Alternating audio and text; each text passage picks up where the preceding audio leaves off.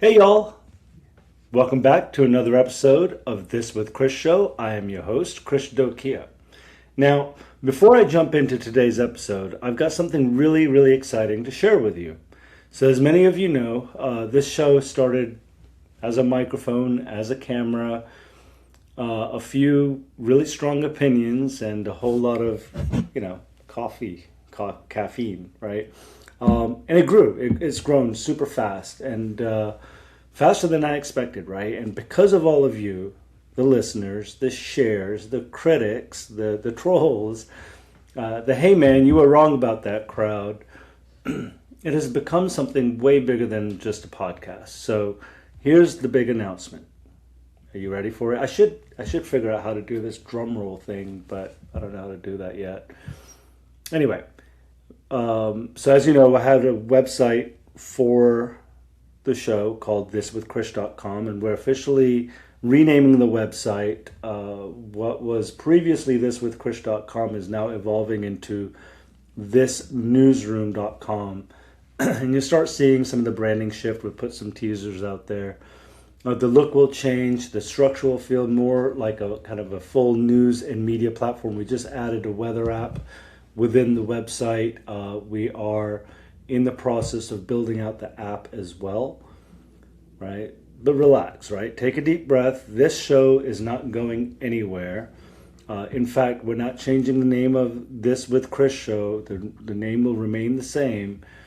And the podcast content, and we'll continue to evolve the podcast as well. Same voice, same energy, same unfiltered analysis. It's now just going to roll up under this growing media company umbrella. So that's super exciting. That was my share.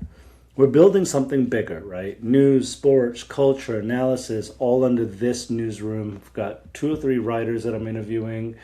It's the whole thing. So, yeah, I don't know.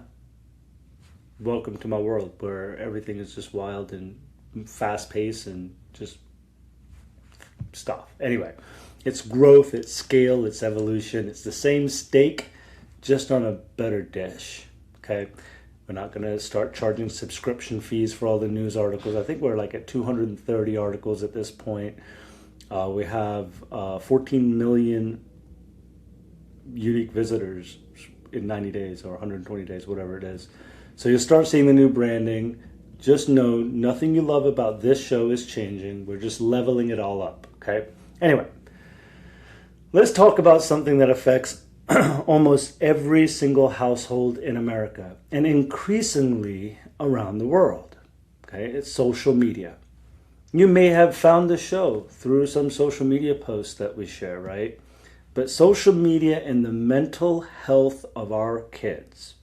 Now, my kids, 7 and 3 years old, I don't even think they know much about social media. I know that, we'll be on TikTok or Instagram Reels from time to time, and we'll show my kids some funny golden doodle video, whatever. But that's not what I'm talking about today, right? This is one of those conversations that immediately gets people tensed. For those parents that have maybe older kids or in teens, right? Parents get defensive. And then, you talk about this stuff, and then teenagers roll their eyes. Tech executives put out carefully worded statements from their PR specialists, right? Lawmakers hold hearings where they sort of ask questions that reveal, right, that they still don't know how Wi-Fi works. So there's those senators in these conversations and judges and whoever, lawyers, and then they don't quite get it either. But this conversation matters, right? Because we are raising the first generation in human history that has never known a world without a digital audience, okay? And if you need to take a second and let that sink in, then please do so, right? Because this episode is jam-packed with pretty interesting things that you're going to kind of probably roll your eyes at and call me a liar or maybe call me stupid. I don't know, whatever you need to do. There has never been a generation of children who have grown up with a high definition camera in their pocket, right? Instant access to billions and billions of people, algorithms, personalized content streams, and the ability to measure their self-worth in hearts, like in likes and shares and comments and views, right? Before they even fully developed, right? These kids. And then we are somehow surprised that anxiety overall is trending upward. We're shocked that depression numbers have climbed. We're confused about why sleep is down and comparison is up. Really? Like, how do you not see that, right? A lot of people just pretend like this isn't a real thing. It is. Let's start with the facts, okay? So, over the last decade, right, data from, let's say, U.S. Centers for Disease Control, if you can trust them, right, and Prevention, CDC, has shown rising levels of persistent sadness, hopelessness among adolescents, particularly teenage girls. The American Psychological Association has done some reporting out there, has done white paper or whatever it was, and said that consistent associations between heavy social media use and symptoms of anxiety and depression. Okay, the Pew Research Center, which I love pulling stats from Pew Research Center, right? But Pew Research Center surveys show teens themselves saying that social media can make them feel worse about their own lives. Now let's be disciplined here, right? Correlation does not automatically equal causation. Okay, let me say that again for the people in the back. Correlation does not automatically equal causation. If you feel like I'm yelling, maybe I am. I'm sorry. There's a dog in my neighbor's yard that decided to start barking. So I was trying to talk over the dog, that little dog. Anyway, we are not going to do the lazy thing and say phones are bad. End of story. That's not how this works, right? Life is way more complicated than that, okay? Family instability matters. Academic pressure matters. Economic stress matters. Pandemic isolation did matter, okay? Culture shifted in 100 ways simultaneously, but when smartphone adoption and adolescent mental health curves rise together over that same period, during that same decade, it is intellectually dishonest to pretend that there is no relationship to those two without exploring it, right? It's worth exploring. Most researchers have described social media not as the sole cause, but as sort of like the amplifier, right? With the person with the megaphone, okay? It magnifies. If a child feels confident, connected, supported, then social media can definitely be a tool. Now, for those of you that don't know, and I wasn't a child when I did this, but for those of you that don't know, for many years I was in the nightclub industry and I was promoting parties and yada, yada, yada. I was early adopter to social media, MySpace, Facebook, pre-Facebook, like High Five, ReFriends, Friendster. It's funny, I had this sort of a similar conversation with someone I think yesterday about how I got into all of this, but you know, and as you know, I shared like 70 episodes ago about my sobriety, and you know, one of the neat things I was able to do is I had this decent sized audience. It wasn't magnificently huge, but I was able to move that audience in a direction for pediatric cancer awareness. There is some positive things that you can do, even kids that might be using social media. Anyway, but if these teenagers or if these kids feel confident about themselves and they use social media as a tool, it can offer creative expression. It can offer community opportunities, right? It can help the shy kids find their tribe. But if a child already struggles with insecurity or isolation, social media can then intensify those vulnerabilities, right? It becomes, like I said, a megaphone for comparison.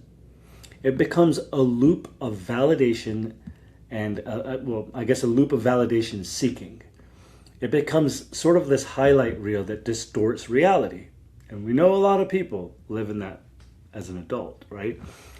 And then we see that conversation move from living rooms to courtrooms. So I believe it was yesterday, lawsuit started. Mark Zuckerberg, CEO of Meta Platforms, right, has continuously faced legal pressure, right?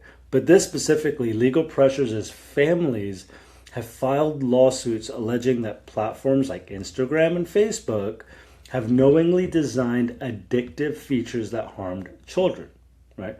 The plaintiffs argue that the algorithms have amplified harmful content, and that internal research revealed awareness of mental health risks and that safeguards have been insufficient, right? These cases are not small, by the way. They are foundational.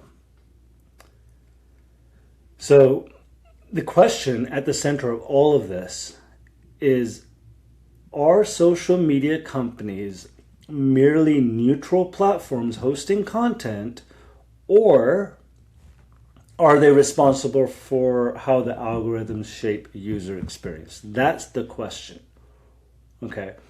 And one of the most, I guess, discussed legal matters has often referred to, right, as the Bell case. And this Bell case centers on whether algorithmic recommendation systems contributed directly to harmful outcomes by repeatedly pushing damaging content to minors. Now, you can follow the case. It's live. I think there's live updates. I believe was interesting is as Zuckerberg went in yesterday. So this is 2 days now that he's been going to this. I think it's in Los Angeles, but his staff, they would follow him in, and the judge legit had to say, if you're wearing Meta glasses, take them off, because all these people are going live on the Meta glasses, which is a whole nother thing. But look, the distinction matters, right? Hosting is passive. Recommending is active, okay? And if the courts determine that these algorithms and the amplification equals product design responsibility, then the tech industry will never look the same again. It will never, because you're basically stating that innovation is the issue, which could be. But look, now Zuckerberg has argued publicly that age verification responsibility should sit with the app stores, right? Apple and Google, pointing toward companies like Apple Inc. and Alphabet Inc. Alphabet runs the whole Google ecosystem. His position is that if minors can't download apps in the first place, platforms would never have to deal with underage users, right? Facebook, Meta, Instagram, they are the platforms. So you basically stop the phone owner from being able to download, okay, based on age verification. Sounds pretty sensible to me. I don't know, but he put that, he put it back on them. And on the surface, that does sound pretty reasonable, right? But context matters, because Apple and Meta, if you know the history there, have not exactly been besties, right? Apple's app tracking transparency update that hit Meta and Meta's advertising hit their revenue hard. Like Meta was struggling there. There has been tension between Meta and Apple for many years. So when the Zuck says, let the app stores verify age, I'd say critics argue he's just shifting responsibility. And Apple has countered that platforms design the product experience and then profit from engagement. Therefore, safeguards should be built into the platforms themselves. Someone's going to have to take ownership, is all, right? It's a high-level corporate standoff. And while multi-billion-dollar companies are sitting there debating responsibility, parents are still trying to figure out why the 13-year-old suddenly needs maybe a skincare routine that costs more than most people's mortgage.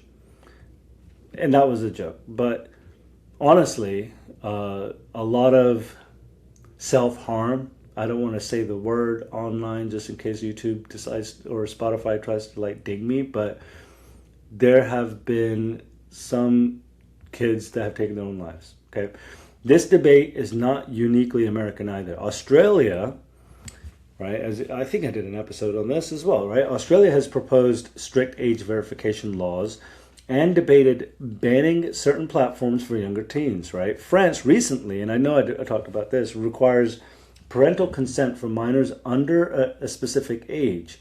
China enforces time limits and curated feeds for minors. They're communists, but the United Kingdom's Online Safety Act increases obligations on platforms to protect children from harmful content. Countries are already experimenting. Some have leaned heavily toward regulation, and others obviously have emphasized parental oversight. But guess what? There is absolutely no perfect blueprint yet. They're still going to duke it out in court. But let's sort of balance this conversation. I don't even know if it's a conversation. It's just me talking. But social media, like I've said earlier, is not purely destructive. Okay? I built an entire career on social media. Okay? It has launched businesses. It has created artists. It has allowed young entrepreneurs to build brands before they can legally rent a car. It has connected families across oceans. It has provided community for kids who feel different in their physical environments. If social media were entirely toxic, it would not be so deeply embedded in society. Okay?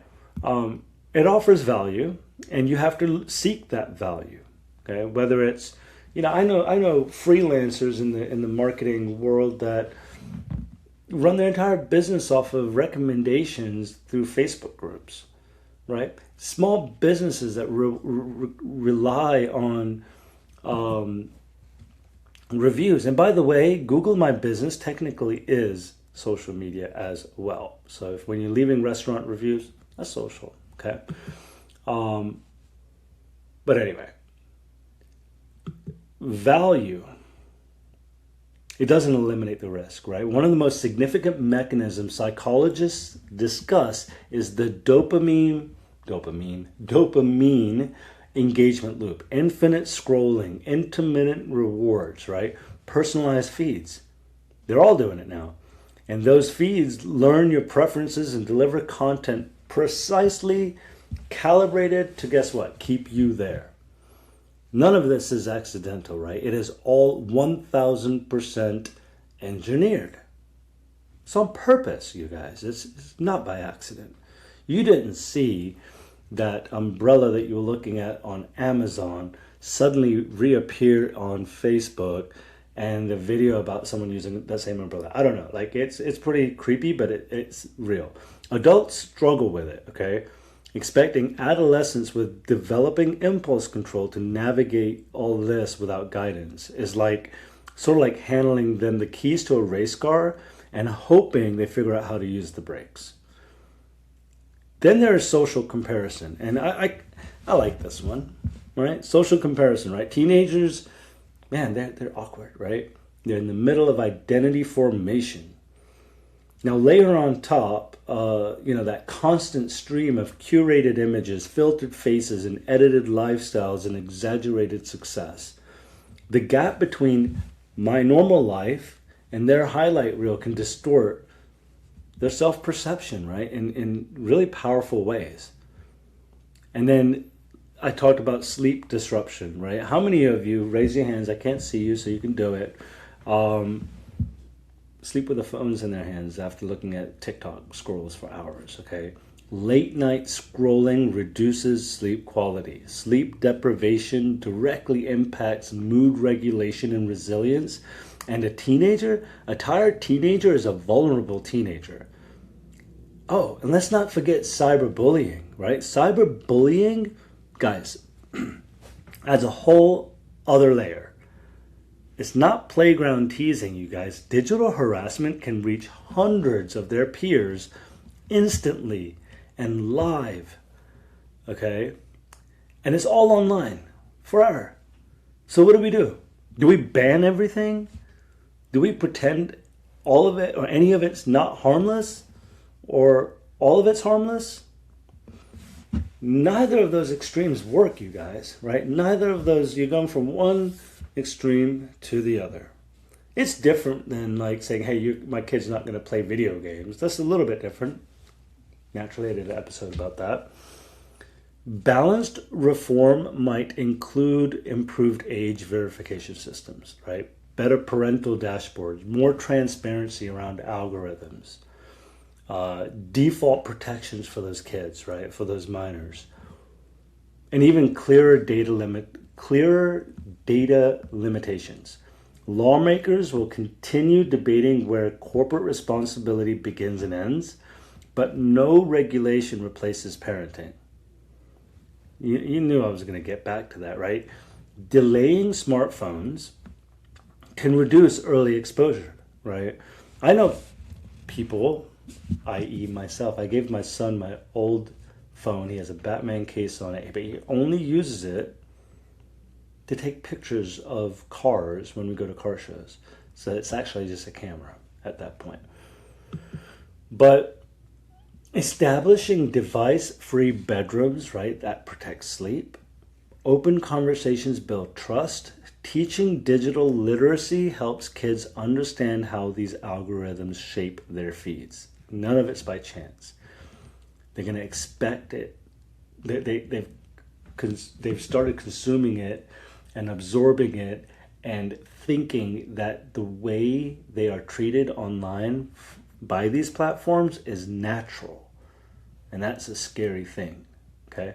Now, modeling healthy behavior ourselves as well reinforces that credibility. And yeah, that means we as parents have to put our own phones down occasionally, or more than occasionally. And I know that's a super radical, unthinkable, utopian, unicorn, whatever you want to say. It's a radical concept, right?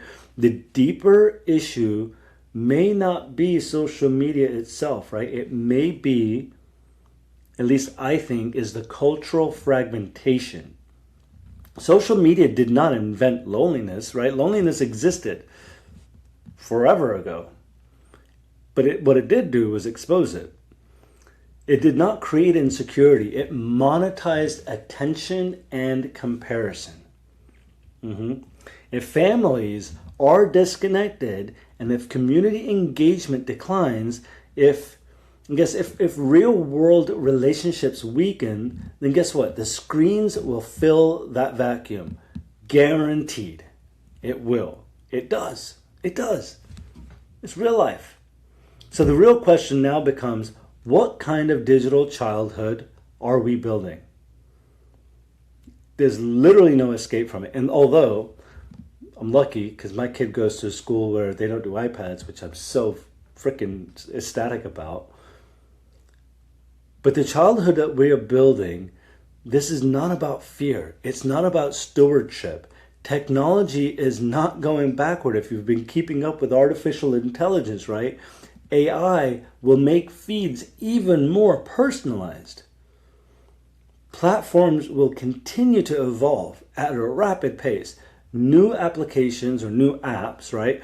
They'll continue to emerge and fill up the app stores. The digital world is expanding by the millisecond, you guys. The only question is whether we are preparing our kids to navigate it wisely. That's all you can technically do. So, the newsroom, the media newsroom, right? As it grows, as our media platform expands, these are the conversations we are going to always keep having, not from a place of outrage, right? Not from a place of like blind loyalty to tech companies or, whatever, but from a place of thoughtful, fact-based analysis rooted in faith, family, and freedom. Because that's what the show is about. Because the future of culture isn't decided only in like Silicon Valley boardrooms, right? It is shaped in our homes, in our living rooms, at our dining table. So anyway, I don't even know if I said anything. Maybe all I'm saying is like, hey parents, you gotta be part of the solution, right? But anyway, thank you for listening to this with Krish show. Make sure you are subscribed on Spotify and on YouTube and everywhere else wherever you listen to podcasts. Check out thisnewsroom.com as the branding continues to roll out. Share this episode with another parent. And guess what? Keep showing up for the next generation. As always, stay thoughtful, stay bold, and I guess stay anchored in truth is all I want to say here. Anyway, as always, I like to end my show with, I love y'all. Bye.